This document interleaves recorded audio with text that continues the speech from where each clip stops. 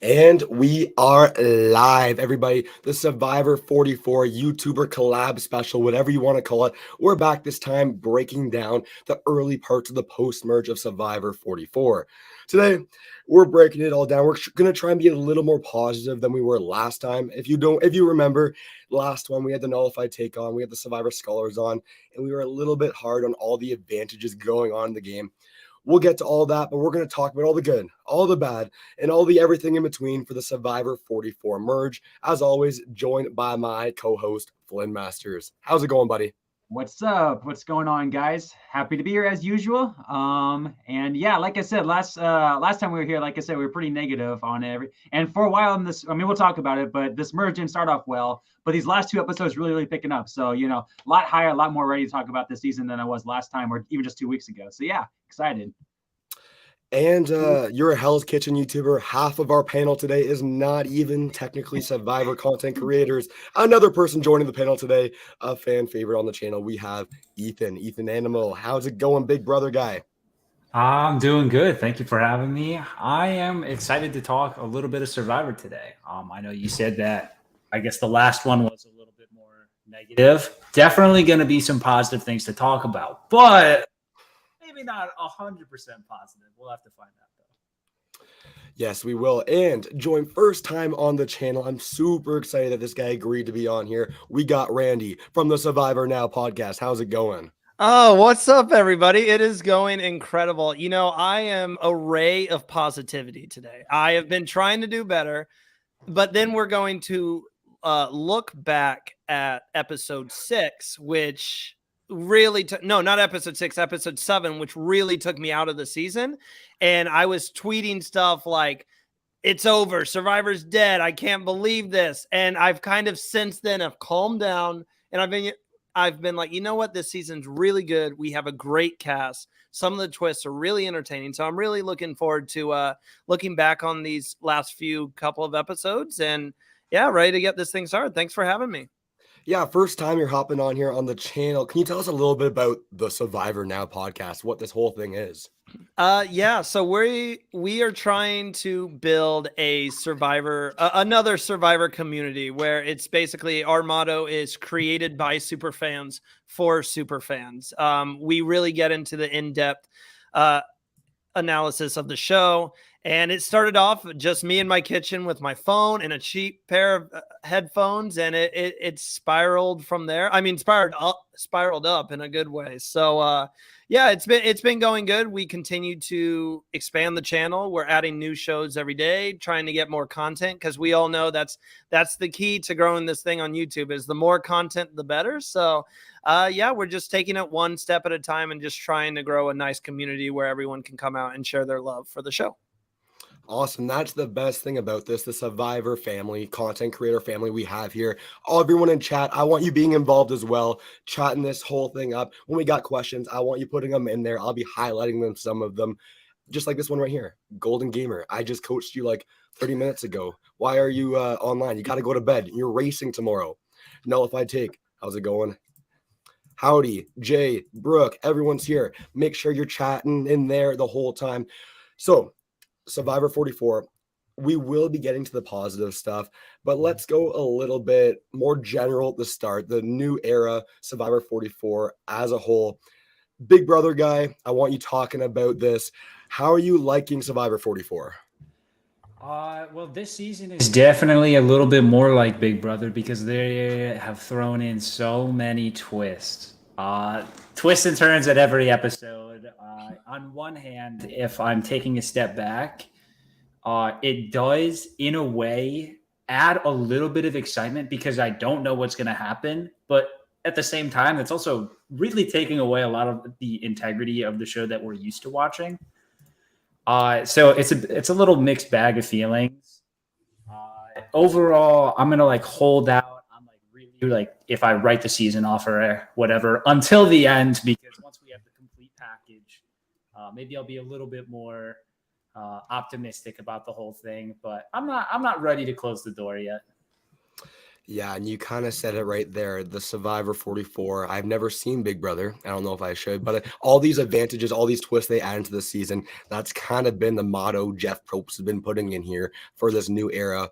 Flynn, if you were gonna say, I would say the Survivor new era mergers have been a rough start, especially 41 the Hourglass, 42 a little bit of an improvement for 43.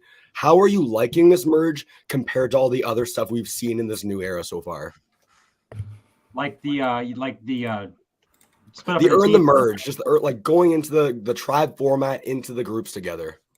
Yeah, like I said, I mean, I don't know. I mean, it's obviously better than the Hourglass. I mean, at least there's that. But I mean, it's just like it's the merge, man. Like, let's see the individual game. We see these teams already, right? And for God's sakes, we don't even see tribe swaps, right? We've seen these same people, in teams over and over again, easy votes. Let's see chaotic stuff happen when the individual game. Like that's what we're here for, right? And to do it like once, okay, like already with the freaking Hourglass twist, and then 43, 44 split up in the teams, and then the final 11 this season was another split up in the teams. It was just, I mean, like Randy said, like so many Survivor fans were just completely done with the season at that point, And like I said, luckily it's got better. But yeah, this merge is, we just want to merge, right?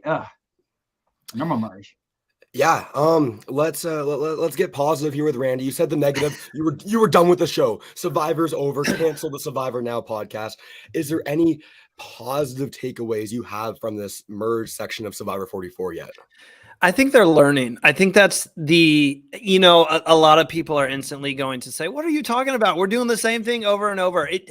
We are, but they are tweaking it to try to make it better. And that if you're looking at a positive, if you're looking for those positives, that's what you got to take away from this is they're at least learning and they're trying to, there's just certain aspects that we are just going to have to accept as fans. They're not going away anytime soon. If you look at the grand scheme of things, the 26 days, they're not going away. The kind of making these people starve, which is really affecting the game. You saw them get a little bit of rice and look how much a little bit of rice can change the game in terms of gameplay. We actually saw our first live tribal, which I'm sure we'll get to.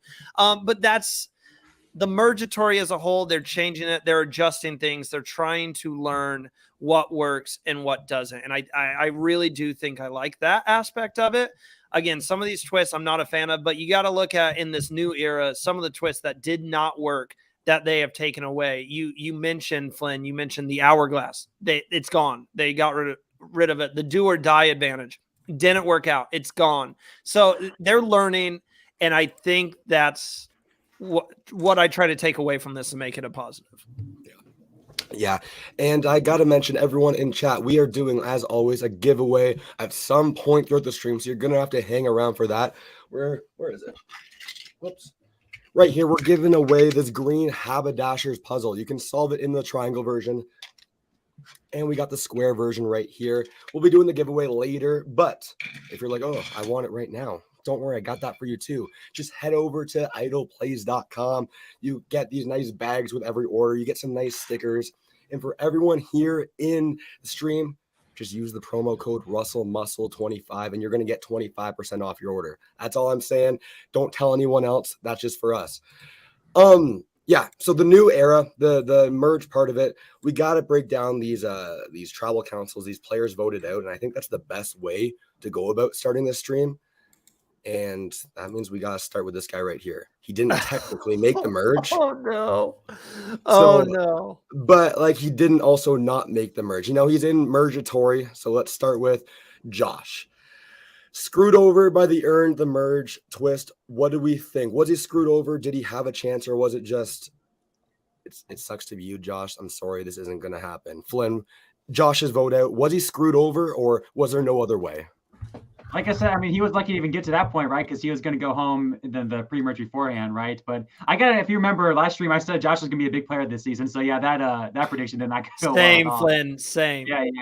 Well, that was before. That was like at the merge too. I thought he was going to get his comeback. He made it to the merge, and nope, he ended up being the merge boot. So yeah, he was just a complete outcast with it. And I wish we saw more of like why he was such an outcast on Soka. But and we kind of saw more of that in Tika. Because his terrible lie about the idol, it just didn't seem like a very good player. And yeah, just kind of it probably would have been an easy merge vote either way. Was even lucky to get to the final 12 in the first place. So yeah, disappointed. I'm sure he was on paper, he was like your clear winner pick or like a top candidate to win. Very disappointing run for Josh. Yeah, and when I brought up this graphic of Josh here, I saw you, Randy. You made a big laugh about it. I feel like you have something to say here about Josh. I don't know what it is, but I want to hear it. I made the worst prediction of my life when talking about Josh. To start the season, we always make our predictions about who we think is going to go far in the game. It wasn't enough for me to say that I think Josh is going to win the game. I also said that I thought Josh was going to dominate the game. I thought no one was going to touch him this year.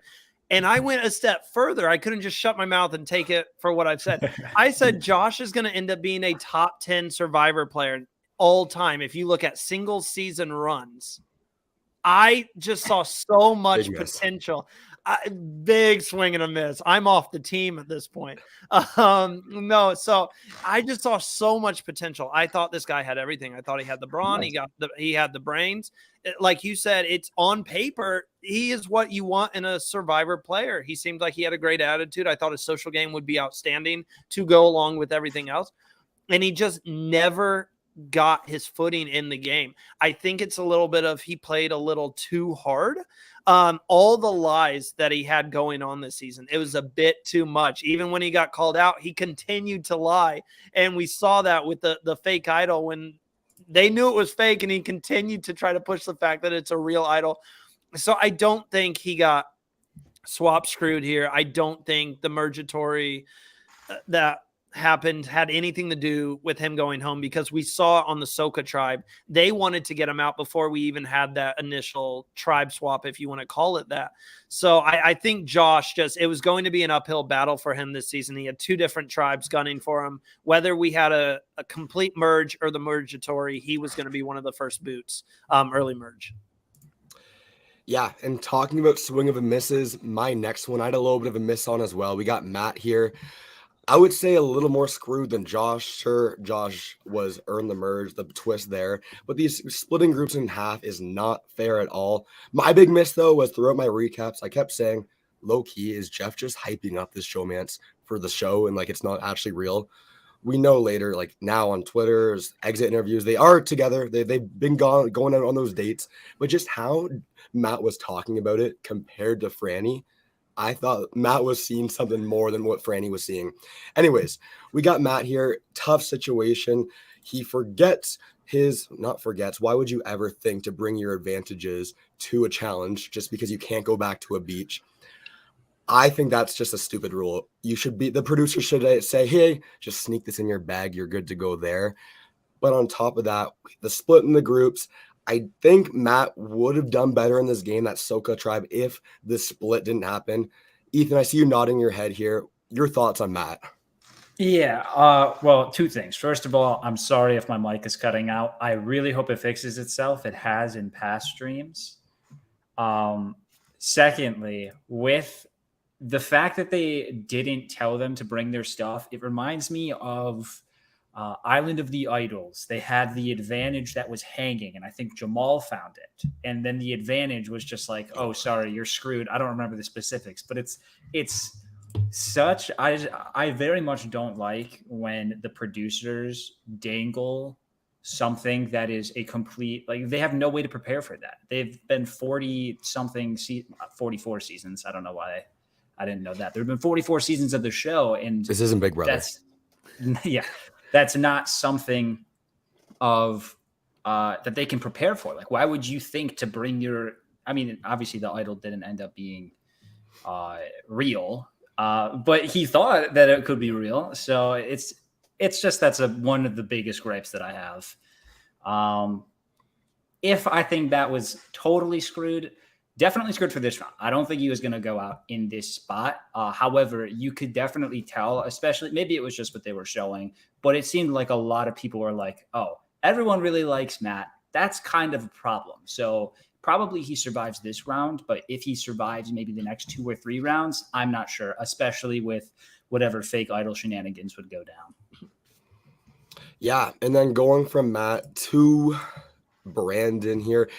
So I was a little confused on this vote out when it was going on. We're going to be talking about all the advantages, the idol play a little bit later. I want to talk more specifically about Brandon, and Brandon being the one that went home here.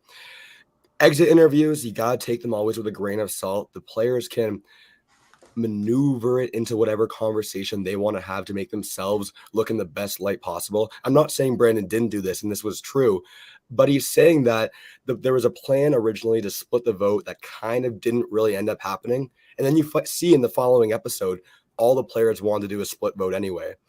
So what I'm trying to say is there's a big problem here with not enough rest days on Survivor. They need time to come up with these strategies, to come up with these game plans, or else if there was a rest day here, Brandon doesn't go home in the situation probably. The majority alliance will figure out to split the votes, and then something else happens. Sure, we had a great idle play, whatever, but there's something to be said about needing that rest time. And Randy, you said a little bit earlier, that rice as well, a little bit of fuel in order to get these big strategic moments that we do want to see. And I think Survivor is ultimately hurting themselves here and going backwards by not including this. Randy, the Brandon vote, what do you think? I think it's an interesting one. Obviously, there's a lot of elements going into this tribal council, and I heard that they only had a few hours before tribal council, between the challenge and tribal council itself, to kind of get the plan thrown together. And that's really difficult if you're trying to throw out a name and really push a name forward, and you have to make sure you get it to everyone in your alliance. You have to make sure that certain people don't see you walking off with alliance members to tell them who you're voting off, especially if that's the person you're targeting. And you mentioned the split vote. It's something that just couldn't come together because at the very last minute they got the plan. And like Brandon said, they didn't have enough time to get all back together and actually talk about how they would split the vote. I thought it was a really interesting one for Tika. They obviously made their decision here they knew that Danny was going to play his idol for Franny, or at least Jam Jam did. And they made the decision, great decision if you're trying to stay face with Ratu, to continue to vote with them. But you're keeping your options open. That's what Tika was going for. I just don't know if Brandon was the right choice. I understand the physical aspect of it. He's a big physical threat if you look at him in that sense. And he had found an idol. He got the birdcage idol from Ratu earlier on in the season. I'm still not convinced that he was the right choice if you're trying to get out a member from Ratu, or the right choice over someone like Franny and Danny, who I think are obviously much bigger targets in the game right now. Yeah. And so the last person voted out, the last tribal council, I honestly, sadly, don't have much to say, even though you've been following my channel for any period of time, you know I'm Canadian. Is that Matt? I saw Zach tweet a hilarious thing like, Franny must be going through crazy stuff right now, seeing Matt voted out of the game twice. But seriously, I'm Canadian, so going into the season, no matter what, Kane was going to be my winner pick. And really, it was just a bit throughout my recaps. There wasn't really any more substance to that. I feel like we didn't get to know Kane at all, other than Kane's a nerd. Kane likes Dungeons and Dragons. That's all we got to, seriously, and I'm really disappointed in that. I think that's all we really got to know about Kane, and that's where I'm going to stop talking and move it to Flynn. What do you think about Kane? Yeah, well, I mean, I have nothing to say either. Like, that was his storyline, right? I mean, I feel like he was like in a better position. I think the show made it seem like he was on the bottom after he tried to vote out Brandon at the first vote, and I think he actually ended up being the majority. So I guess we could have seen more of that. But I guess again, that's the problem with these like mid-merge boots. Like, they're not end gamers, but they're not like early merge boots. So someone like Kane unfortunately kind of has the stuff, especially if, you know, with Ratu not being like, looks like is it going to be like the big time tribe this season. They didn't really focus on that tribe as much in the pre-merge. So people like him, as we're seeing the same thing with Lauren, Jamie, Heidi, even, you know, it's just one of those unfortunate positions to be in. And yeah, he was seen as the biggest threat too as well over all the other players. I mean, over freaking Danny, for God's sake. So I mean, he's playing somewhat decent out there, I guess, but yeah, just didn't get to see much of him. He seemed funny too. Ethan, you're laughing. Ending was hilarious. What? Hope you enjoy your rice, bitches. That was funny. That was really good. That's what I was incredible. That's what I've been waiting for. I'm so sick of people getting voted out of the game, and then we're all standing and giving them like a round of applause, and they're like thanking everyone. I'm like, you just got voted out of the game. I know. They all voted you out. Don't you let them would have clap to for be you. throwing Call them bitches. Exactly. CBS would have to be flagging me. They do beep, beep, beep. I'd be so mad. It'd be like a rest in peace, but Jerry Springer show. I'd be so irate just to be blindsided. So no, I thought it was really fun, and we need more of that. And he said it, the way he said it was really funny, and he said it with a smile. But yeah, it's great television, and I was happy to see that. Yeah, I wasn't happy to see him go, my winner pick. But moving from my previous winner pick, got to make a new one now, I guess. Let's go through everyone's winner pick for these final 8 players left in the season. I'm going to give you all a little bit of time to think about who's yours going to be. I guess try your best to pick someone different. And everyone in chat, I want you spam in chat right now with who you think your winner pick is with those 8 people left. And obviously, don't be that guy. Don't be that girl. Don't do actual spoilers. We don't want that. Your winner predictions going into it. For me personally, there's really only one option here. I feel like I'm going to be let down. I'm going to be heartbroken, but all the screen time, that big emotional moment we just had in the previous episode, I'm going with my girl, Carolyn. Carolyn's the winner pick of the season. And if not, I think it's so tough to say, but I think a Rat 2 player can't win the game. So that narrows it down a little more. And I just think we've gotten so much screen time. I know looking back at the new era, screen time doesn't really matter anymore. But Carolyn will be such a good Survivor 44 book and close for this season. I'm going to go with you, Randy, next. Who is your winner pick with these 8 players left? Because I know it's not Josh. It's a lot of people in the chat are saying my winner pick. I think Franny is winning the season. Ooh. And I think we got seeds planted this episode. We obviously know they're setting up for a huge Tika or basically like Tika crumbling is what they're setting up for. Jam Jam and Carolyn are going to have to go 1v1 at some point this season. You have Carson kind of in the middle of that. And Franny said this episode, Carolyn, that is someone that I want to work with. That's someone I want to keep around. Franny lost her number 1 in Matt a few weeks ago. And she's kind of one of the only people out there still who doesn't really have a number 1 alliance. We didn't even see her vote with Soka this past week because she threw out the Jamie kind of random vote out of nowhere.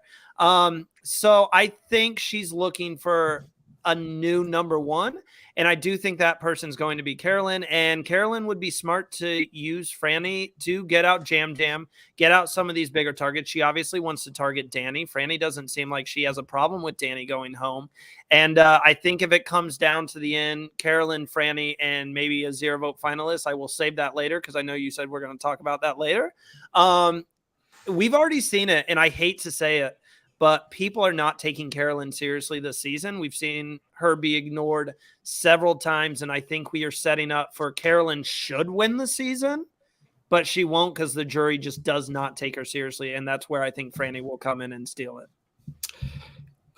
You just made so many good points against my winner pick. I don't like this. I'm going to have to kick you off the stream. I've already been eliminated. Oh, man. Yeah, peace out. He's gone. Ethan, we're going to put you next here. Who is your winner pick with those 8 people left?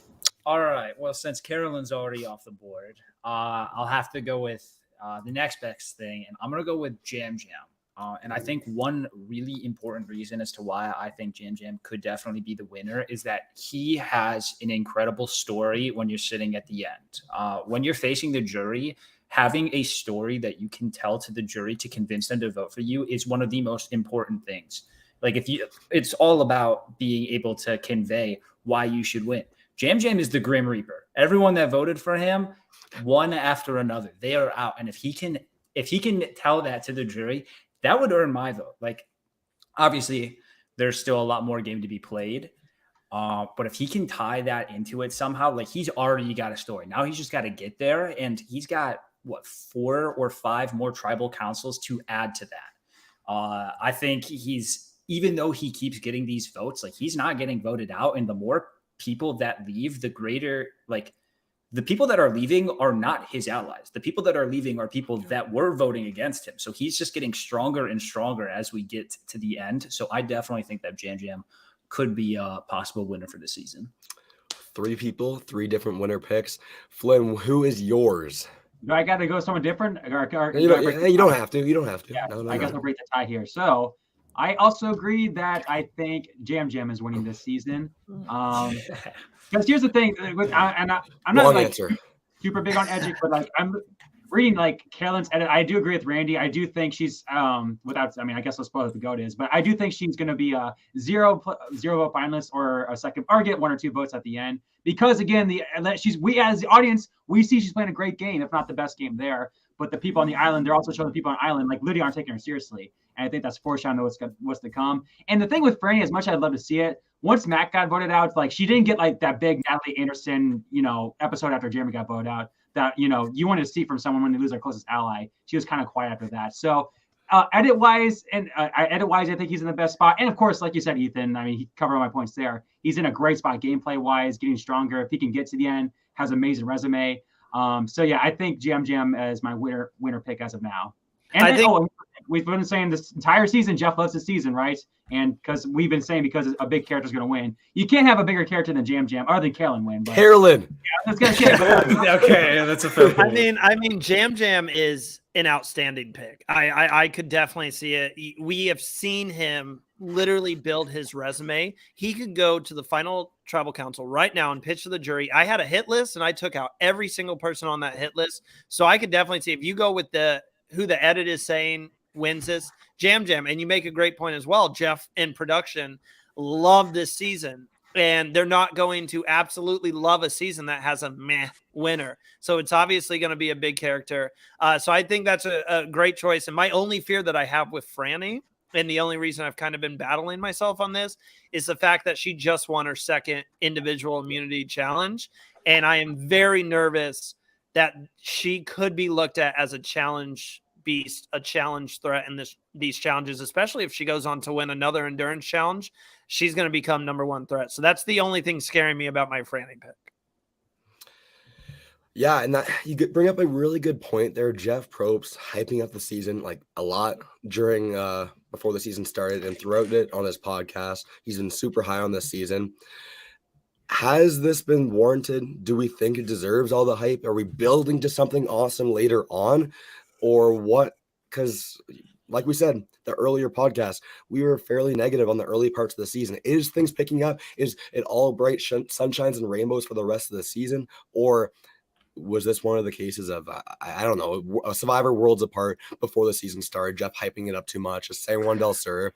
What is going on here? Is there good news coming, or is this just, it'll end up being a good season of Survivor, I guess, at the end of the day? Ethan, what do you think? Is he hyping too much? I mean, I don't love like trying to like read in between all the lines of like what Jeff said, but if we are doing it, I think that we have to be getting to greener pastures or whatever the saying is, especially if he was saying, Jeff was saying a lot of this stuff after 43, where a lot of people may think that 43's ending was a little anticlimactic, given the buildup. So I would think that the way that Jeff is hyping it up, it's got to be the reverse for this season, where he's like, okay, maybe you didn't like how 43 was, but you'll love 44. So I have to assume, especially given I don't like saying lackluster start, but I don't know a necessarily better word to use. I bet that there's going to be some fireworks in the future. Awesome. And so going from our winner picks, we've kind of all touched on them a little bit. Let's talk about our 0 vote finalists. It's got to happen. When you have a final 3 in Survivor, you got to have that GOAT, not the greatest of all time. This is Survivor, the GOAT that was dragged to the end. Like always, I'll go first to give you guys a little bit of time. If you don't know what yours are going to be, chat, I want you spamming it as well. Give me some names who you think is the GOAT, the 0 vote finalist of the season. And it hurts me to say because I'm a big fan of the dude, but just how the season's working out, Tika is in the middle. I think the Tikas probably are going to dominate the rest of the season. And so because of that, I think this person's going to make it to the end based on their age, not being taken seriously. I don't know if Carson is going to be getting those votes afterwards, which I don't. Yeah. Sorry, Randy. Hot take. Yeah. Carson's our 0 vote finalist because of I think he's going to make it to the end. I think he's going to make it the final episode. And that age thing always hurts you in the end of the Survivor. So that's my take on that. Randy, it's a hot take for you. Why do you think it's a hot take? I have to ask you, do you think it's going to be Tika final 3? Do you think that's how we're setting up? It's gonna be Tika final four. Someone's gonna be out fire making. Okay, I could definitely see that. And if it is Tika, let's say if it's Jam Jam, Carolyn, and Carson, I don't think it's out there that Carson could be a 0 vote finalist. So I think that could be really good. I really want to say Carolyn. I do, but I'm gonna have to kick you out. Like, this is not good. I'm convinced that Carolyn will have at least one person on the jury. She's not mine, but I will say I think she will have at least one person on the jury who will give her at least one vote. I'm gonna say Jamie. I am gonna say Jamie, and I mean, this is how fast the game moves, because literally 2 weeks ago I was like, everybody watch out for Jamie. She's going to be the Erica of this season. She's going to come through and she's going to win. And I have completely done a 180 on her. She gets so nervous in this game. Yeah. She's the producers made fun of her last episode too. Like, she's like a little field mouse. If you say anything at all about her name, her eyes get very wide and she just like, she doesn't know what to say. And I just think she is going to be the person that someone takes to the end. I think she is going to be someone that she just continues to squeak by. I mean, a couple weeks ago, I would have said Heidi, but the problem with Heidi is we've seen her start playing the game a lot more. That automatically makes her a bigger threat than Jamie. Jamie is someone you can take to the end. You win that final individual immunity challenge. I'm taking Jamie with me, and Carolyn and Jam Jam can, face off in fire making. That's how this season is setting up. So I'm going to go Jamie. Okay. Interesting. I'm glad you didn't go with the Carolyn. Save yourself there. As we move to the next one, guys, make sure in chat you like the video. Let's try and get as many likes as we can here. Flynn, who is your 0 vote finalist? Honestly, like I said, I'm really, really high on Jam Jam win this season. I think he might even sweep the jury vote. So, and that's like another reason why he's up for the season. So yeah, I agree with Randy. I think my final 3 is Jam Jam, Carolyn, and Jamie. And unfortunately, I think neither one of them are going to get goats. As unfortunate as, Carolyn might get 1 vote, or, kind of like that Danny or Deshaun voting, or no, excuse me, Danny voting for Deshaun to give him second place money. Someone like Carson might do that for Carolyn. So like if I had to pick between the two, I would agree Jamie. But like I said, I see so much foreshadowing that, like, unfortunately, I hate this. I hope to be wrong. I hope Carolyn wins even more than Jam Jam. But I do think she's going to final tribal council and she's not going to get the majority of votes, whether it's 1 vote or 0 votes. I just, But my official goat, if I had to put my life on it, it would be Jamie as well. I feel bad for Jamie here, dragging her, the goat that's getting dragged to the end of the game.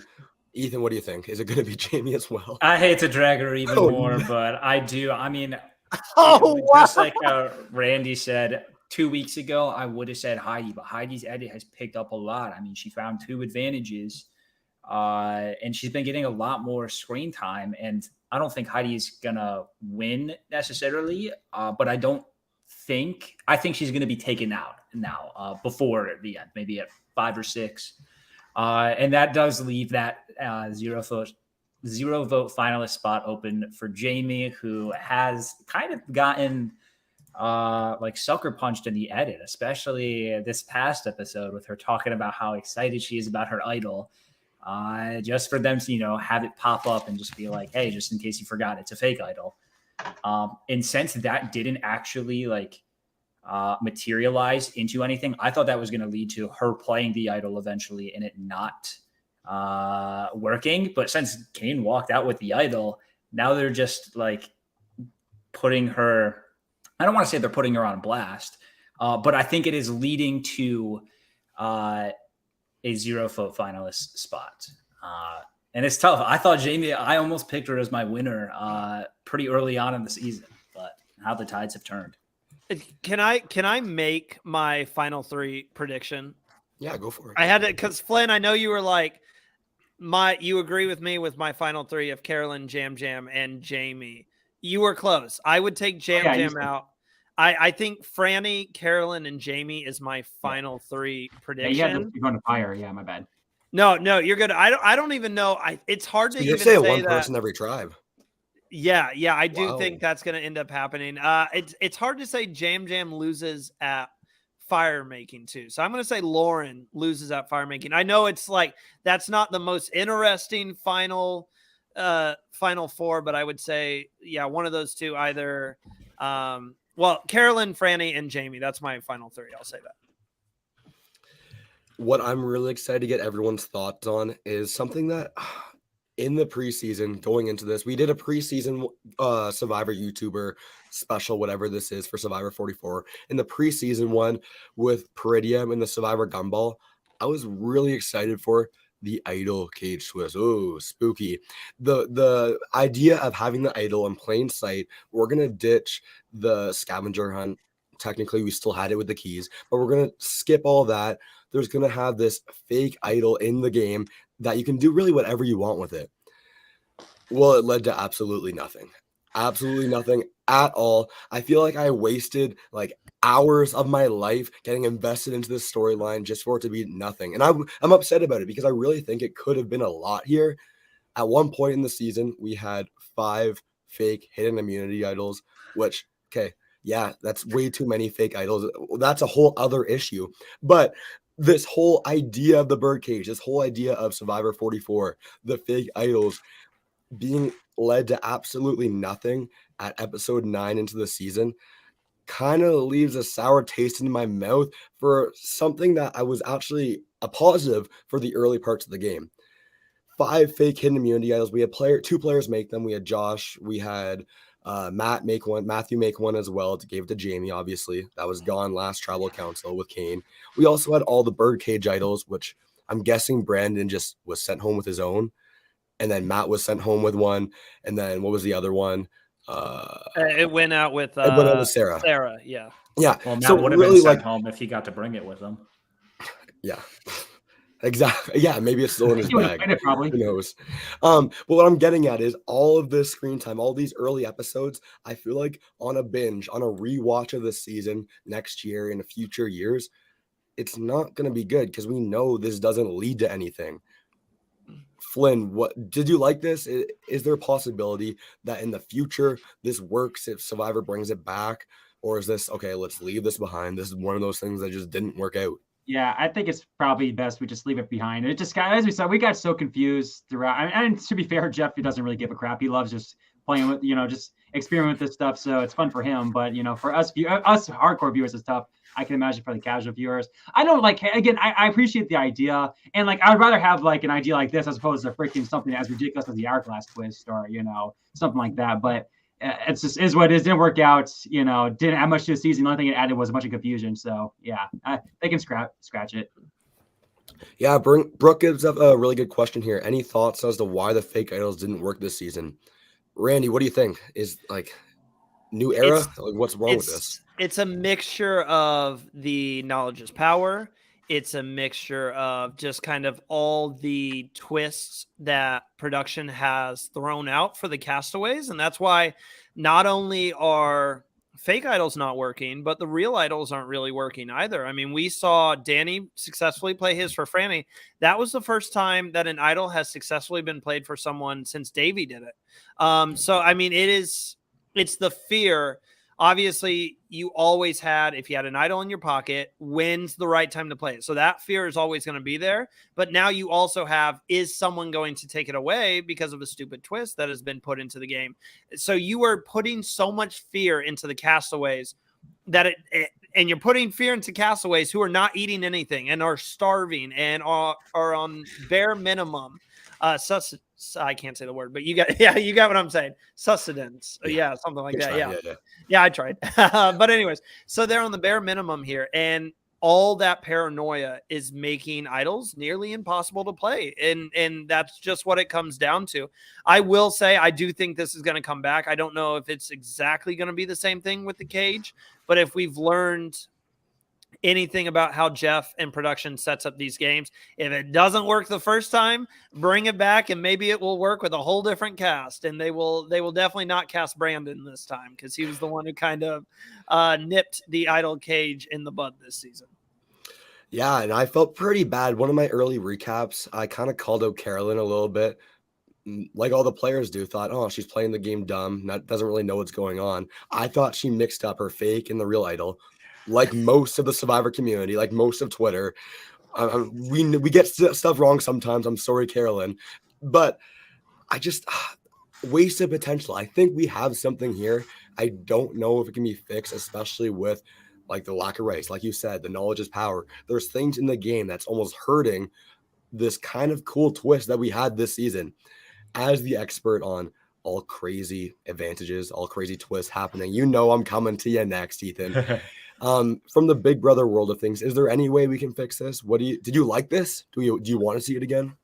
I really did like the idea of the birdcage and having it out in plain sight. I think just because it didn't work this time, it doesn't mean that it won't work in the future. However, the whole idea of fake idols, and now that everybody knows, like all future contestants like will know, like, oh, if they do another birdcage, last time there's a fake idol in there.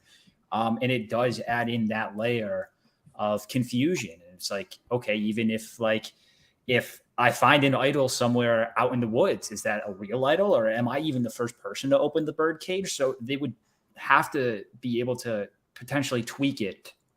And maybe even then it doesn't work.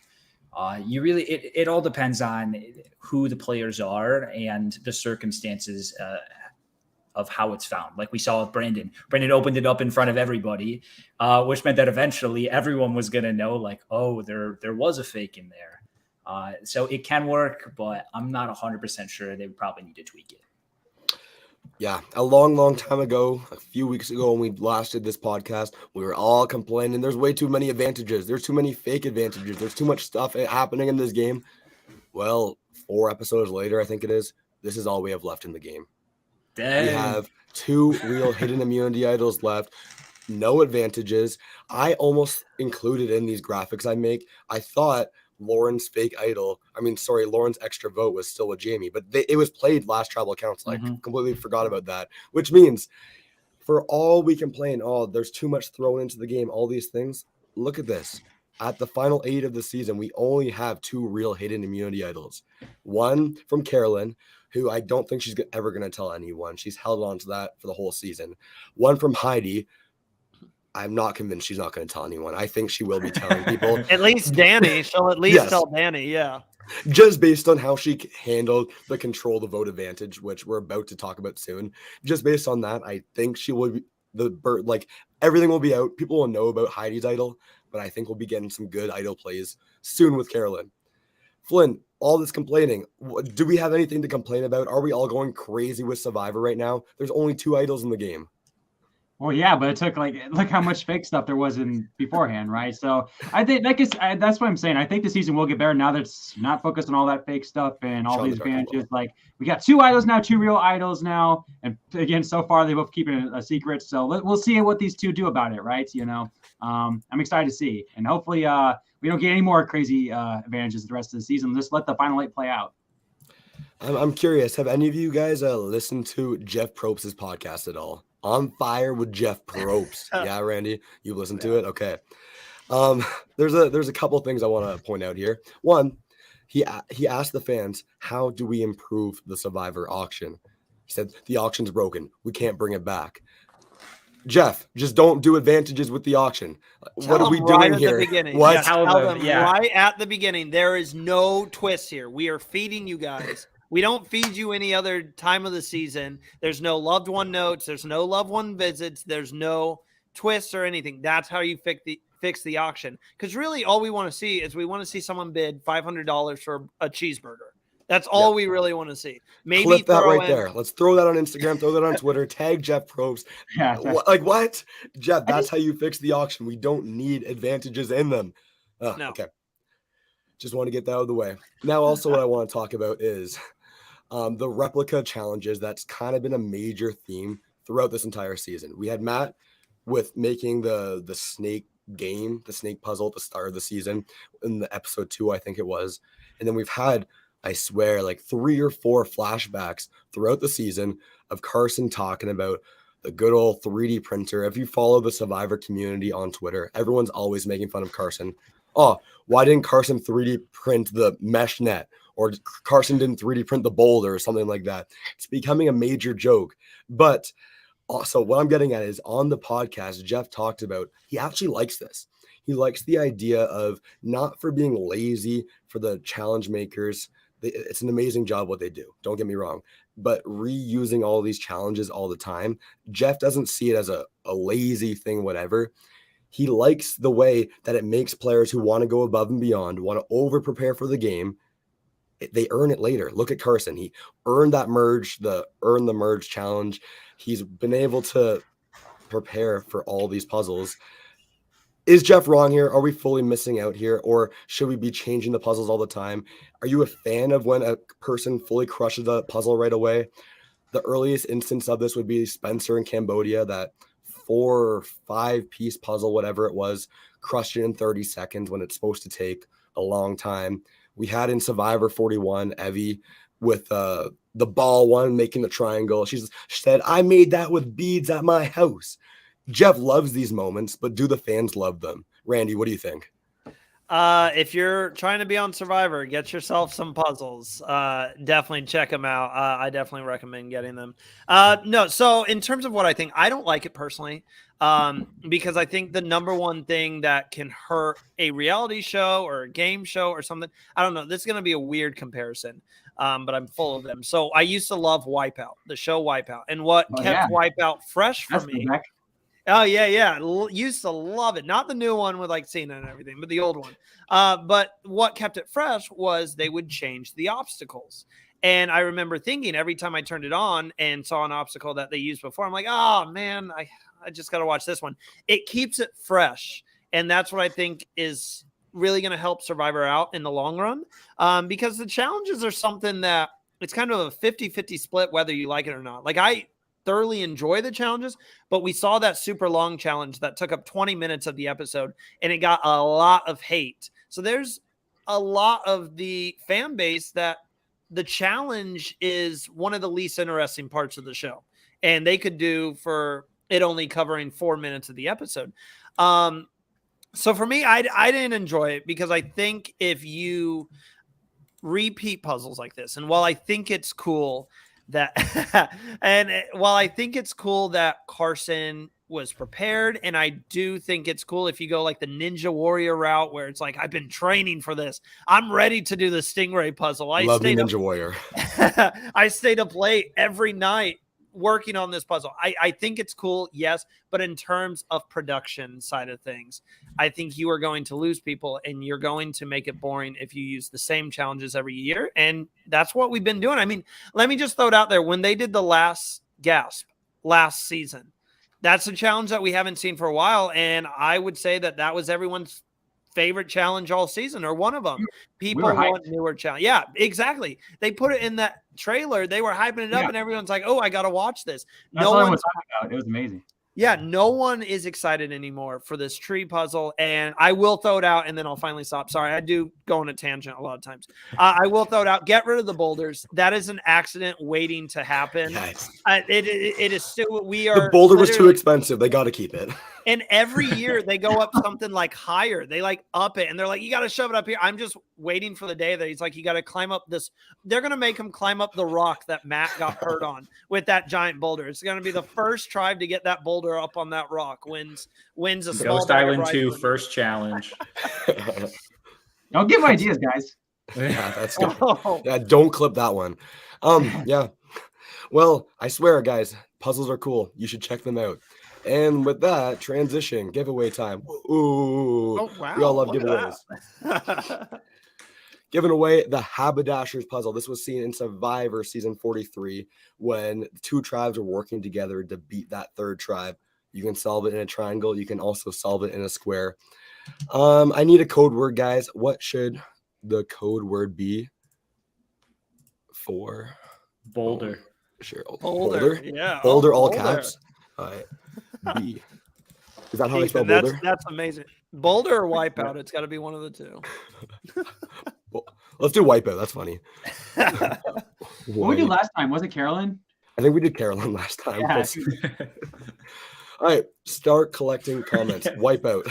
So you need to go and chat, the YouTube live chat, all caps, Wipeout, and then you can be entered to win the Survivor Idol Plays puzzle. At the very, very end of the stream, we're going to be drawing all the names, and we'll see who wins the puzzle. Let me unshare my screen. Wipeout. Code Wipeout. Remember that, everybody. And if you haven't already, make sure to like the video. A little more negative for a little bit. Let's talk about twists of Survivor 44, the merge. And we got to start at the very beginning. We already a little bit talked about the earn the merge part of it with the Josh vote out. So we're going to skip that one. Let's talk about, I don't want to talk about it. Let's talk about the split group we got here. Why are we not using merge boots? Why don't we want to have these big tribal councils of the groups together?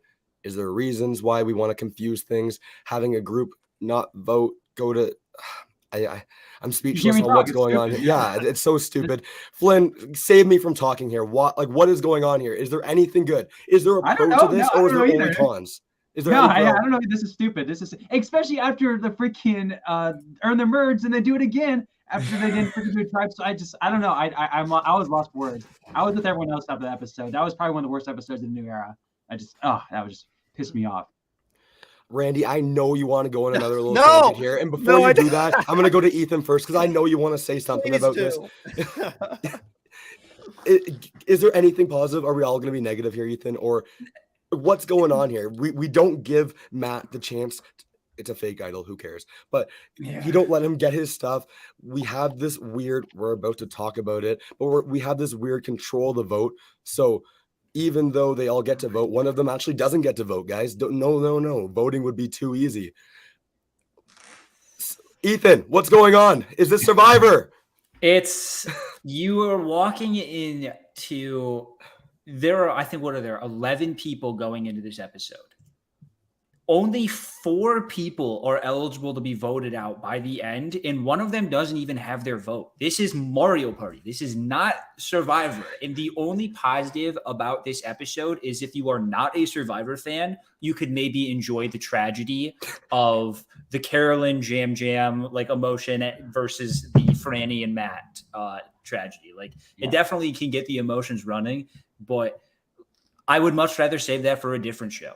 It is just, they went so off the rails with everything in this episode. It's ridiculous. Give me something positive, Randy. What do you got for me? Something positive. No. I mean, oh my gosh, I can't. This is just, I can't go positive. I can't. I'm trying. We had a little bit of a reward. We had a reward for some of the group, right? Yeah, will. Yeah, it'll help your winner pick. Yeah, I was gonna say it helps your winner pick, right? Because you got rid of the showmans. Oh yes, that is a positive. I was up screaming at this. There's just so much wrong with it. It's forced gameplay, and it goes past just this because then you had the mergatory followed by the split group, and then you had the very next individual immunity challenge. You need to break off in the pairs, and we're going to run this challenge in pairs. And while I didn't have a problem with that, it's just, it feels super forced in terms of we're taking the ability for these people to play individual games and we're basically forcing their hand where they have to play with the group they're dealt with. And I know people are like, Randy, that's the whole point of tribes. I get that. We are at the merge part of the game. This is when people are supposed to take, their alliances and protect their alliances and stuff like that moving forward. And obviously Matt got screwed here. And I will say a lot of people are saying Franny should have stepped off. I disagree with that entirely. You have to go for the win. And yes, she already got the win, but I mean, that boosts your resume if you go on to win peanut butter for your tribe. So there was just a lot wrong here. And I feel like the core problem with all these insane twists, oh, thank you, Shark. I love that comment. I like that. That's cool. Yeah, that was really nice. But no, the problem with this is the forced gameplay. And I don't know why they think they have to do it, but production just feels like these players aren't going to do it themselves and create insane moments when you have arguably one of the best casts that in my opinion, the best top 10 cast by far. Yeah, thank you. In my opinion, the best cast of the new era so far, and arguably a top 10 cast all time. And they haven't given the reins to just play the game. And you said it perfect, Ethan. Or I can't remember who said it, but someone said 4 people were eligible to be voted. That is terrible. That is a terrible. We could have had an statistic. advantage getting, technically. Yeah, I mean, it's a terrible statistic. Not to mention Matt, the guy who went home, made the merge, made the final 10, and he voted once all season. As a Survivor fan, someone who wants to get out there and play the game, if I make it to the final 10 and I got to vote one time all season, my enjoy your rice bitches is not going to be directed towards my fellow castaways. It's going to be right at Jeff Probst, and I probably will never be invited back to the show. So I'm sorry. I know I just probably went on a huge tangent of saying nothing. This episode, and I have been saying I need to go back and I need to rewatch it because I'm sure there's some great elements. The production side of things with Carolyn, that's a positive. The technical side, the production side, the stories that were told with Carolyn crying for Jam Jam, and Franny literally watching her boyfriend be voted out of the game and having no say in it pretty much. He made the merge. He's dateable, so it's fine. Right? Exactly. So that's the one positive I'll get to is the stories that were told were fantastic. But Matt definitely got screwed out of the game. And while we went on this little tangent here, I just made sure I starred in the chat. Muskoke Kid, a $2.79 donation. Thank you so much, everyone in chat. There's 30 people here right now. I want everyone in chat to say thank you to Muskoke Kid for that donation, and make sure you, at the time you're doing it, do wipe out so you can be entered to win that giveaway. So in that same episode that we just went on a huge rant, huge tangent talking about, there was actually something else that happened during that episode as well. We had the control the vote advantage that we didn't really talk much about. I want to talk about it a little more because low-key, I enjoyed the idol hunt part of it. So if you remember, it was a reward, and then they found this note saying, hey, there's these keys, go find it. I thought that was a fun scene, humorous on its own, simple scene. Let it be like a steal a vote. Let it be an extra vote, something harmless, not this control a vote when you have 5 people at a tribal council. You're splitting it in half. That's my problem with this. Another moment, not as severe as Survivor 41, Survivor 42, with Jeff just flat out lying to the players. Hourglass, you earn the merge, then you don't. I would have to fully rewatch to see what Jeff said, but he said, like, you will get a chance to vote for someone out if you're going to tribal council that night. No, Lauren did not get a chance to vote that night. Like, he straight up lied again when he knew this advantage was coming. Not a fan of it. Flynn, what? Tell me about this control the vote. Was it good? Did Heidi play it well? Is there a better way for Heidi to use this advantage? Would it be better if she didn't even use it at all? Is that even an option? Would production say no? I was gonna say I was reading a post actually the other day. I don't know if she had to use it or not, because if I was in her shoes, I wouldn't have used it, which makes me think she had to use it because but no, like I said, we thought about like Matt getting screwed, right? It could have very easily been like one of the Ratu members getting screwed, right? If they would have took their votes away from one of the Ratu members, and all of a sudden it's a 2-2 tie at that point, or like who knows what would have happened at that point, right? So again, like in a 5-person tribe, you want every vote matters. I can't imagine all you have is your vote in general, much less a 5-person tribe when only 4 people are up for the vote, and to like have that to be taken out of your own hands with someone who you didn't strategize with all day. They're at their own camp doing their own thing, right? That just, oh god, this episode, man, this episode. I'll stop there. I don't. Yeah. Let's move into a different episode here. Still, I think it was Randy you who said this. The long challenge in the one where you're going in pairs and then you're going individual. Jeff is catering. I saw some interview. Jeff's catering to that younger audience right now. They're going to like the challenges. That's why he's doing this in the game. Now, I'm one of the fans watching. I actually really enjoy watching the challenges. That's when I was younger. That was my favorite part of the episodes. And still, I enjoy them to this day. Like, it's not like I'm going out of my way to skip the challenges. I'm all in, dialed in while the challenges are going on. But with that said, half the episode, 20 minutes, is a little bit too much. This is one of the top 5 longest challenges in Survivor history. And then when you go back last season with the same style, you go in pairs. Gabler ended up winning that challenge where you got to hold on with your wrist for as long as you can. That's one of the longest as well. This is a trend moving forward, and I don't think it's a good trend we're going into, having these long post-merge challenges. when we already need so much other stuff to explain the gameplay that's going on. I saw someone in chat talk about how there's a problem with Big Brother. They're repeating these challenges as well. So, Ethan, do you like watching the challenges? Is this something you're okay with, or nah, Jeff, we gotta cut a little short? As you were saying, like when I was younger, watching the challenges was by far my favorite part. I loved the big set pieces. I loved watching the players be like pushed to their limits. I was just like watching, my eyes were huge.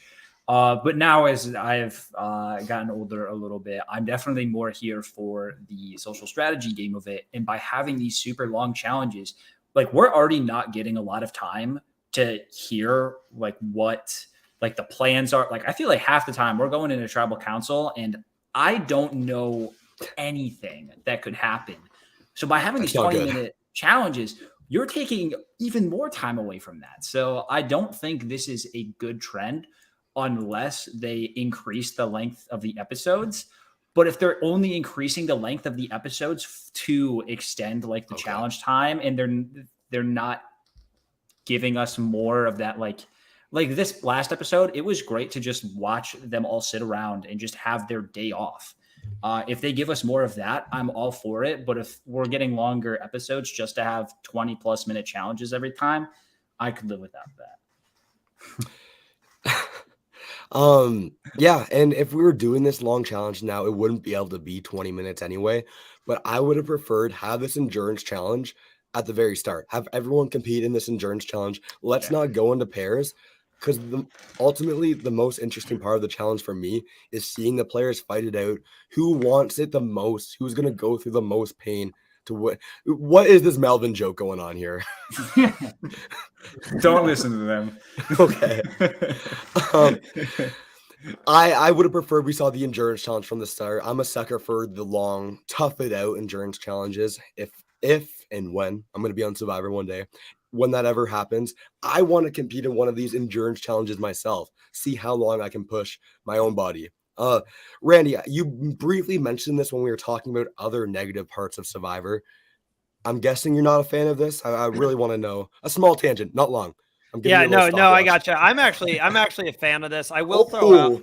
I think if you don't overdo it, I'm game for one long challenge this season, and I think there was some dynamics here with who they picked and all that. I do think it's interesting that we've seen more of these like paired challenges and kind of these mergatory challenges. I forgot to mention it. I think that production is doing this more to possibly eliminate the challenge threats, because if you have to rely on someone else to get you to that final endurance challenge, it makes it to where someone like Lauren could win, because you argue that if Lauren didn't have to go up against 3 guys with giant feet, there might have been someone else who could have lasted longer than she did. So I think that's my one argument, is they could be doing this from a production side of things, just to make sure there's not a challenge piece. Yeah, makes sense. And again, we got a real hidden immunity idol that was found. Now, a big thing, this is a hidden immunity idol. Who cares? But a big reason I do want to talk about this is this was not a beware advantage hidden immunity idol. There was no stakes involved with this. Heidi found it, and okay, she opened it up. She has a full idol now. There was no dip your hand in red paint, whatever. There was no task involved. It was just you have an idol at the start, which I don't know. Do you like this? The new era, the scariest monster seasons in Survivor history, blah, blah, blah. Flynn, do we want beware advantages now in the new era forever? Or is it okay every once in a while, skip the beware advantages, just give someone a real hidden immunity idol? That's the thing. I mean, it's going to have to be a while. Like, at least for the phrases version of the beware advantage, they're going to have to like, get rid of that for a while, because everyone's on that. So if they do bring it back, it's going to have to be for a while. But it was, I will say, it was absolutely hilarious for 41, even though they kind of screw all the players who got the idols, because it was pretty obvious at that point. So, and again, I can only imagine how obvious they bring it back. But yeah, I mean, it's kind of interesting you said that. You didn't, I guess Heidi's probably, maybe other than Marianne, when she refound the idol at the final 8, like, are those like the only 2 people like found a normal idol with like nothing, no idol cages, but beware advantage? That's kind of crazy to think about it. So again, hopefully she makes the most of it too. That's kind of crazy. Yeah. Maybe Jesse, I don't know. Ethan, are we ever going to see beware advantages again? Is it leave it behind? You know, I think Jeff liked it. I think he liked it too much to just leave it behind. I think it's smart to not do it for a while, and I'm Yes. very happy that we didn't see like the exact same like beware advantages that we saw in 41 and 42. And you give it to me on Survivor 51, I'm okay with that. Give us 10 seasons, bring it back, like with the last gasp immunity challenge. By not having it every season, it was exciting when it came back. Not that I'm going to be as excited for the beware advantage as I was for the last gasp, but like letting us have that time to like rest and not expect it will make it better when it does come. And I'm down for it to come back again in the future. Yeah, and now we're into the most recent episode. Honestly, for all the good this episode had, one of the things I was like, we didn't really need this was the rice negotiation that took place. This wasn't. Negotiate. Yeah, I was just gonna say this wasn't a real negotiation. Jeff gave a number. It's gonna be 4 this season. I saw players from Survivor 43 was kind of pissed off. The number was 5 last season. This is not a negotiation. They're trying to recreate the magic of Angelina, Survivor David versus Goliath. You can't recreate stuff like that. That happened naturally with them needing rice. So I don't really know what they're going for here. It was cool, fun. I guess the first time we saw it, it was interesting, but I don't need to see this again. Randy, is there anything to love about this, or is it just what are we doing here? There's nothing to love about it. Just Yeah. go back to an endurance challenge where you bring out cookies and pizza and try to tempt them to get off. I mean, that's if they want to. I mean, this goes into they are consulting. I heard this on a different show, but they are consulting with doctors to see how far they can push these castaways before they have to give them something to eat. So I'm interested to see if castaways catch on to this moving forward, because I know Danny was like, you can go 30 days without eating. And yes, that's true. But at the same time, I'm pretty sure if 4 people didn't sit out, Jeff was going to find a way to give them rice because of the fact they have had nothing pretty much other than a few PB&Js. Half of them had that. Yeah. I don't need to see this. Like you said, those cookie endurance challenge things, or even what we used to see in some seasons. If you feel safe tonight, you can sit out yourself. We got, I don't know, a breakfast bar. We got some hamburgers everywhere, a bunch of pizza. And then you see those dynamics of the social things. Okay, I felt like I was safe enough. I don't need to compete. I want a hamburger instead. Instead of this whole group think tank that goes on, it makes less risk technically for the people that did vote out. Kane was voted out, so whatever. But I mean, like Danny said, it doesn't mean anything in the game. Like no scouts, whatever it's gonna be. Are there There's any nothing- scouts here? Yeah, no. Yeah, I thought that was stupid. But one thing, I'm excited to talk about this. I was so happy to see this episode. They gave them a day off. And because of that, we got the best episode in the new era of Survivor, in my opinion. It's at the same episode that this rice negotiation took place. They were given rice as well, which means they were replenished. Their minds were working. But there were so many good moments with just giving them a day off. And I saw, who was it? Rick Devens tweeted out as well, like these rest days are when you're going to get the best fun moments happening on the island. They're not busy preparing, getting ready for a challenge or doing the actual strategic conversations they need to have. They can have the fun moments of Rick just literally running around the jungle, messing with everyone else in Edge of Extinction. You can have Tony hiding in a spy shack because he's bored and has nothing to do for the day. This is what we need in Survivor. And yeah, Flynn, is this good? Can we keep this? Is this even possible with a 26-day season, or am I just talking to nothing right now? No, like I said, it's probably, unfortunately, like I said, we got to enjoy these episodes while we can, because these episodes are rare with this 26-day season. And I won't beat the dead horse, but this is why we need 39 for those very reasons, right? Like we said, go figure. The best episode of the season, I think, or at least since the premiere, required when they were eating. I mean, say what you will, if they should have rice or not, but when they had replenished, like you said, had a day off, and we get a fun vote. We got the dynamics, good character moments, the best episode of the season. It shouldn't be this complicated, right? But yeah. Randy, I know you said this was your favorite episode of the season as well. What was your favorite moment from this extra day going on here? It was just the downtime. It was just seeing them all just share their stories. I'm not the biggest fan of like everyone has to have a super sad story and we have to get that across. But I thought it was really done here. Just seeing Carolyn share her story, just, hey, this is what I've been through. It didn't feel forced in a sense. It didn't feel like a forced, tell us in your confessional what you've been through so we can show a flashback on you. It felt natural and it was fun seeing them just kind of talk and hang out and learn how Carolyn says S, which I definitely thought sounded like ass. They got through it. Yeah. And because of that moment, the highlight of Carolyn is kind of the main reason she is my winner pick. You had the dramatic music of her climbing the rock at the very, very end. You got, again, I'm not a fan of the sob stories either when they're forced. This was not forced here. This was an earned sob story going on. But then you also see the dynamic of she's smart enough to know that everyone else thinks she's a crazy person and stupid. But she says, no, I'm going to be playing into that now throughout the rest of the game. You're right.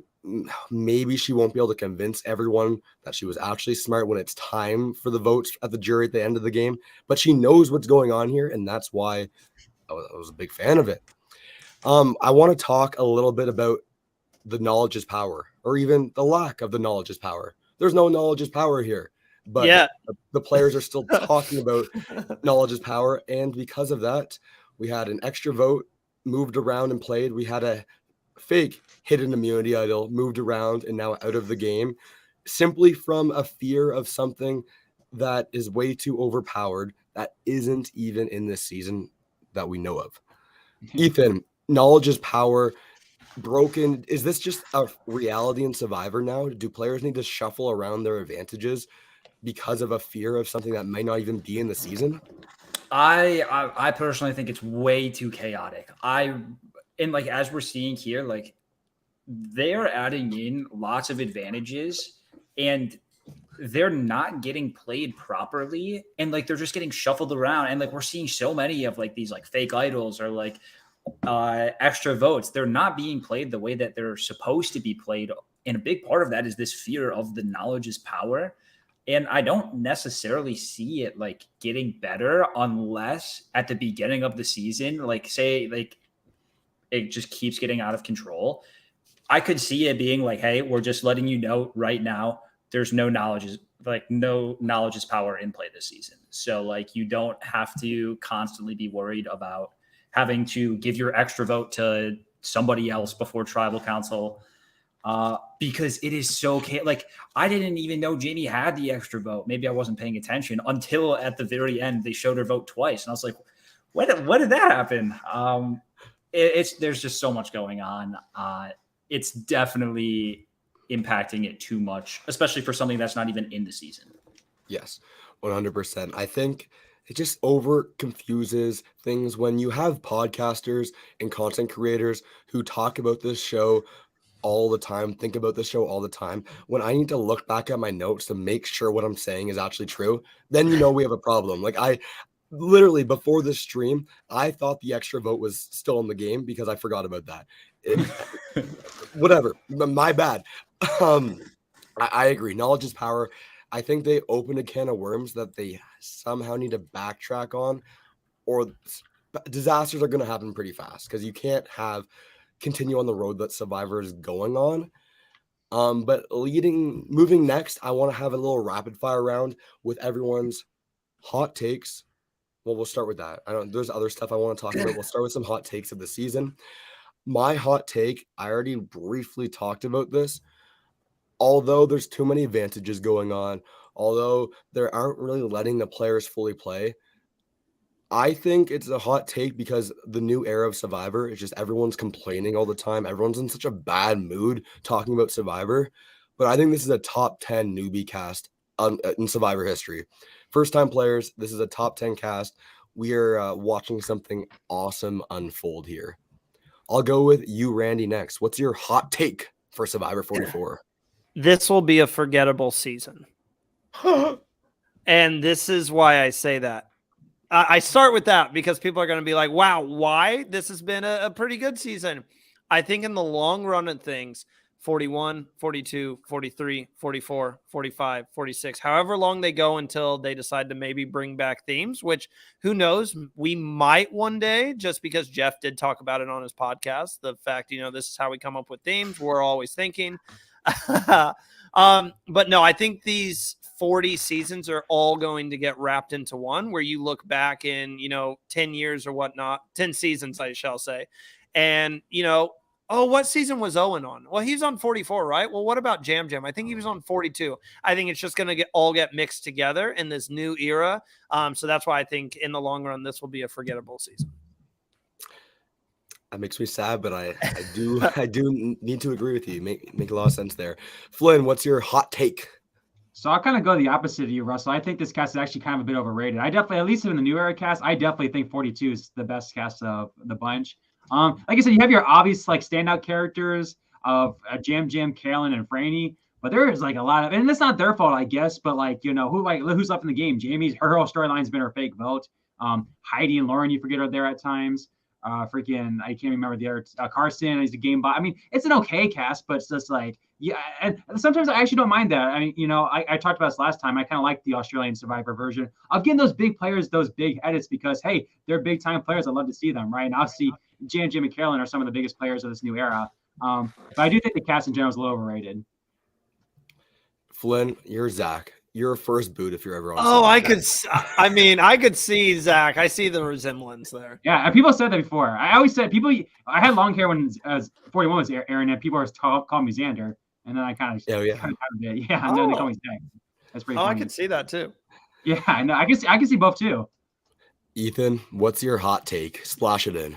Well, Flynn went with the opposite of yours, so coincidentally, I'm going with the opposite of Randy. This is going to be the most memorable of the 40s, and that's because at the end of the season, it's going to wrap up perfectly. One of the main issues from at least 41 and 43 is that the winner at the end, it wasn't portrayed the best. I know when Erica was crowned the winner of 41, a lot of people were confused. She didn't get the typical winner's ticket. Xander was robbed.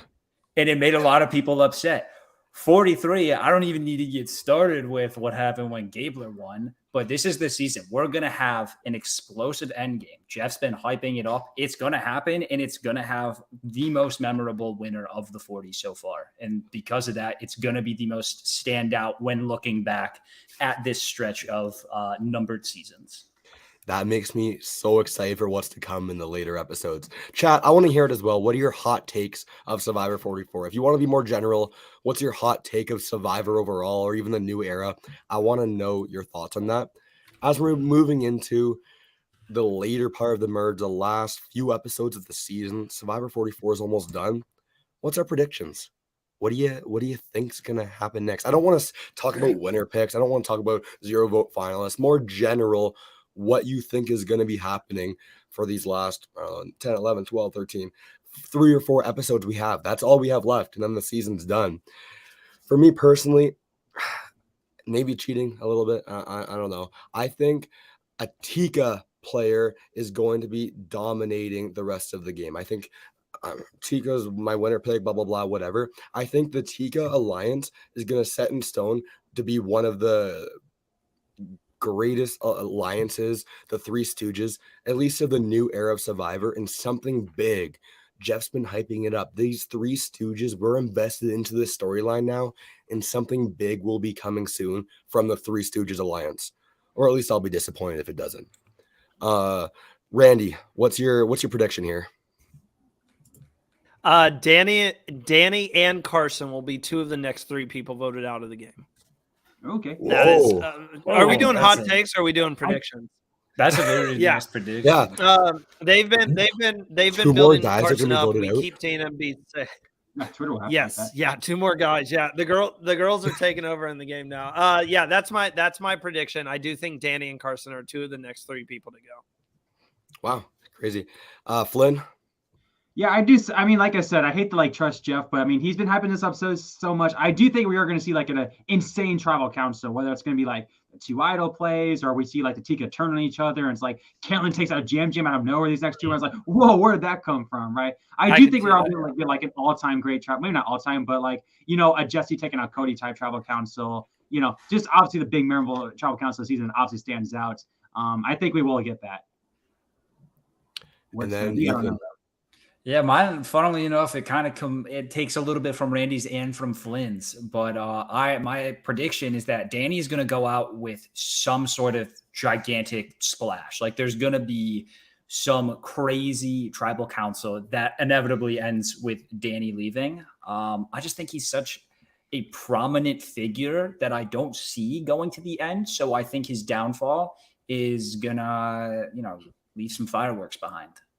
I really hope, just for the sake of like a big game move, and I mean, Flynn, well said, and Ethan as well, I could definitely see there being a huge move this season. And that's why production was so high on it, because they're like, wait till the fans see this.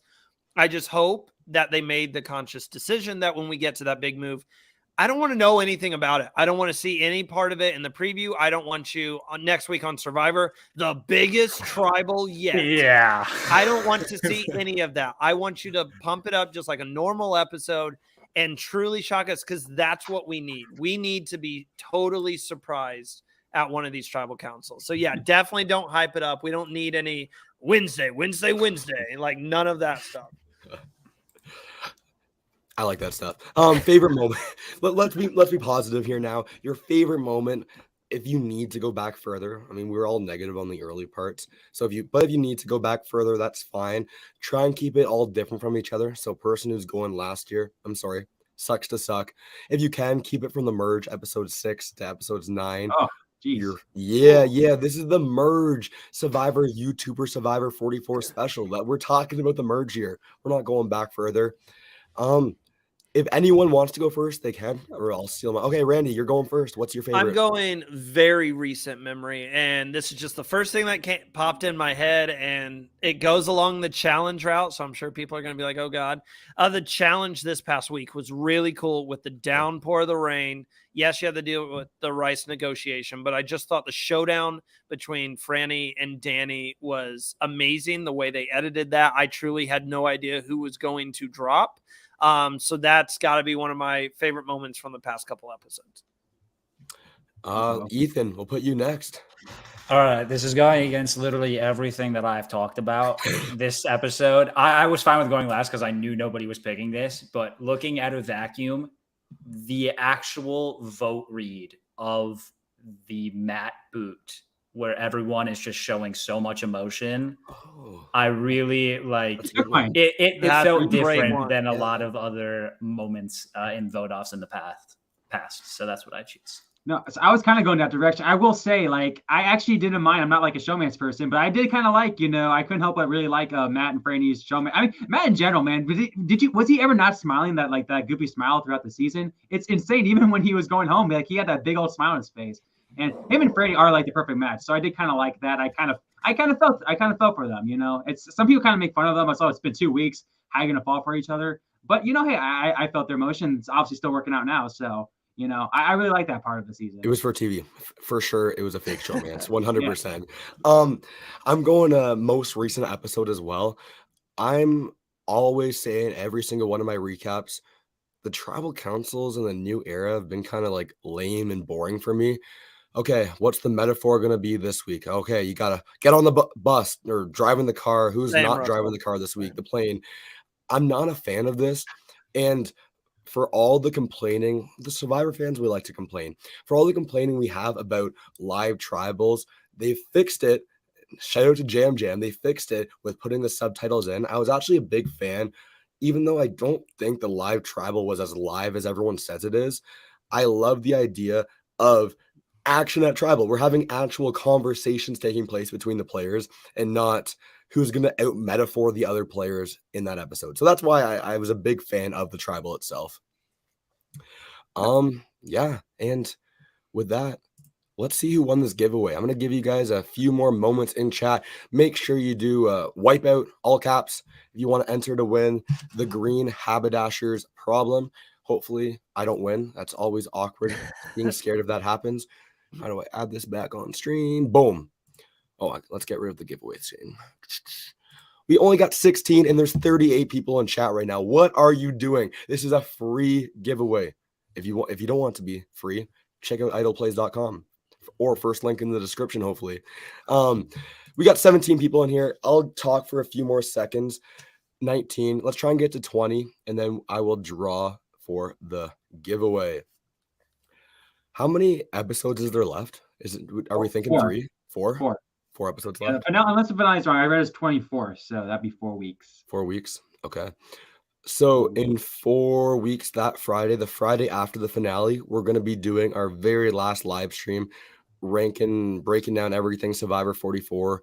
Me, Flynn, joined by some other special guests that you'll have to wait and see. All right, 20 entries.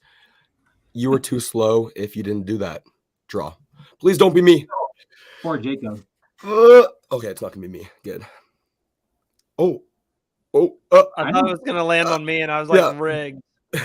I didn't. I saw my name. I didn't put my name. I didn't put Wipeout, but okay. Big Bear, congratulations. Private message me on Discord, Instagram, somewhere on social media. Get in touch with me, and I'll make sure to send you the Haberdasher's Problems triangle square and the square in the bag and sticker as well. Everyone in chat, go freak out. Give some big W's for Big Bear there. That's awesome. And that's it. We did it. We finished the breakdown of the Survivor 44 early parts of the merge. That was awesome. I'm exhausted. As always, guys, my recaps are coming out every Thursday after the episode, fully edited at 5 p.m. Eastern Standard Time. I got a few blindside Survivor shorts happening. I also have, at least I'm trying to get ahead of them, an edited video coming out for at least the next 4 weeks. For the next 4 Tuesdays, I'll have an edited video as well. So tons of Survivor content, a whole different conversation, but I'm scared my Canadian Survivor YouTube career will be over soon with a new bill that's passed that YouTube in Canada might be over soon. That's a whole different conversation. But thank you everyone for in chat for doing this. Like the video. Flynn, where can everyone find you? Are you going to do anything Survivor, or are you just done with it? I don't know, man. Like I'm still working on the in blank minute videos. I will, whether it's like again this year or 2-3 years down the line, I will eventually post all of them. But I've been working on that again. I might do 44 in blank minute videos. Well, it was kind of perfect last year with Christmas. I kind of got to do it on that day. Yeah. But as you guys know, if you don't know, I'm more of a Hell's Kitchen YouTuber, more than Survivor YouTuber. So if you like that show, or if you even don't like that show, you know, I'm sure you'll enjoy my videos. Obviously, subscribe to Flynn Masters, like all the videos. I will say I've been working really hard on these past couple of videos. This is some of my most proudest work, so I'm really excited to share with you guys. So yeah, if you're interested in that, check it out. And I know you're not a Survivor guy, you're a Big Brother guy, taking a little bit of a slower pace because you were grinding so hard last summer. I hope you're not burnt out anymore because you truly make awesome videos. What can people expect from you in the near future, Ethan? Oh, well, first, thanks, Russell. And second, the reason it's been slower paced is because I've been grinding out the videos so I don't get burnt down again this summer. So this summer, again, we're going all out. If you're looking for Survivor stuff, I recommend anybody else here other than myself because I don't really do Survivor videos. I'm the Big Brother guy. But YouTube is Ethanamil, common spelling. No, it's just that spelling right there. And a couple months away from Big Brother, and I'm super stoked for it. Randy, first time talking with you. I love the energy you bring. I'm excited to continue watching the Survivor Now podcast. What can we expect from you in the near future? What do you got going on? We've got some exciting stuff. We've got some exciting guests lined up for the month of May to recap and break down all of Survivor 44. This past week, we had the honor of having Stephen Fishback on. And then if you head to our channel right after this, we just had a live tonight with the Queen, Sandra herself. So that's what I'm going to do right after this is go check that out. You can catch me in New York at the finale, Bryce and Wynn present. I will be there, so you can come meet me.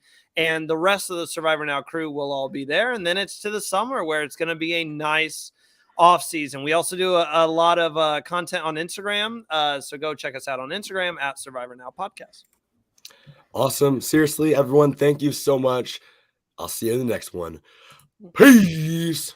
It's always awkward when I'm waiting